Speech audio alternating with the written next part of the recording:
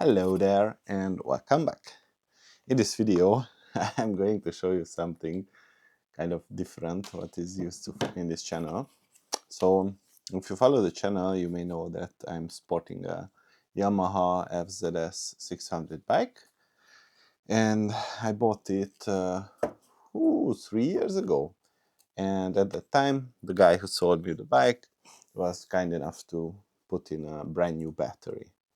And the bike is sleeping outside with a cover on throughout the whole year, so there is no garage, and the winter cold can kill the battery faster if it goes to below zero temperatures.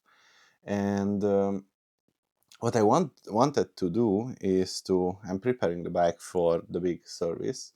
It will reach 80,000 kilometers in August or something like that. So I basically started preparing all the necessary components for replacement, and I decided that I could watch a couple of YouTube videos and replace the battery myself. So for that I bought the battery, and I was searching, and there are battery testers out there, and they will tell you how much willingness the battery has to start the motor, what is the voltage in idle, what is the voltage when you crank the engine, what is the voltage when you started the engine and it's using the generator to fill back up the battery. And an alternative is if you have a multimeter, and that allows you to check the voltages, and there are intervals. If the value that you are reading falls in those intervals, then your battery is good. And I want to show you how you can check these intervals. So let's do that. So the first thing that we are going to do is to unpack this battery. And this is the Bike Bull gel. This is the same type that's currently in my bike, so it should be okay, I guess. I mean, I don't have any complaint about this, and it served the bike well for the past 3 years or so. So I'm just satisfied with it. So what you would do is to connect the black one to the COM section and the red one to the volt, resistant, and milliampere section.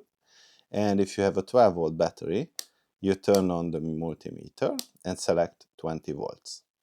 Now, what you would do is to connect your nodes, the red one and the black one. And you should see around 12.7 or something like that. So as you can see, this is good.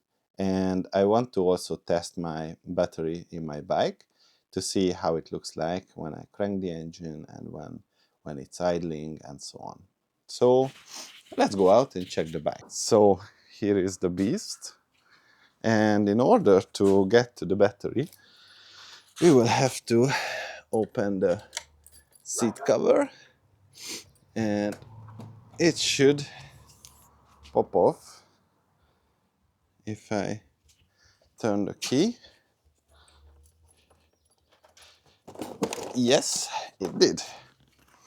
And behold, there is the battery.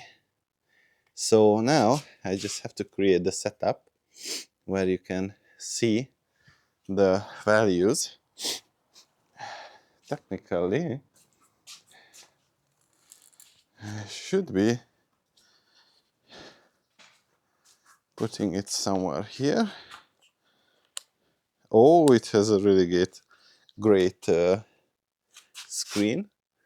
So now let's just adjust the angle, and if I go there with the red node, it got tangled. So the red node goes here and the black here, and you can see it's 12.9798 and so on.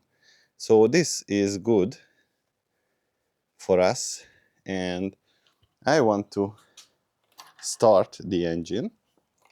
And how do I keep it here? Can you see it is 12.9? Yeah, yes, you can. So now it should not drop below 12, should not drop below 10. So that's what we are looking for. And it was good. It didn't drop below. And now we can see that it is also charging the bike. So this battery doesn't really need any replacement, as I see. But now I have a spare battery.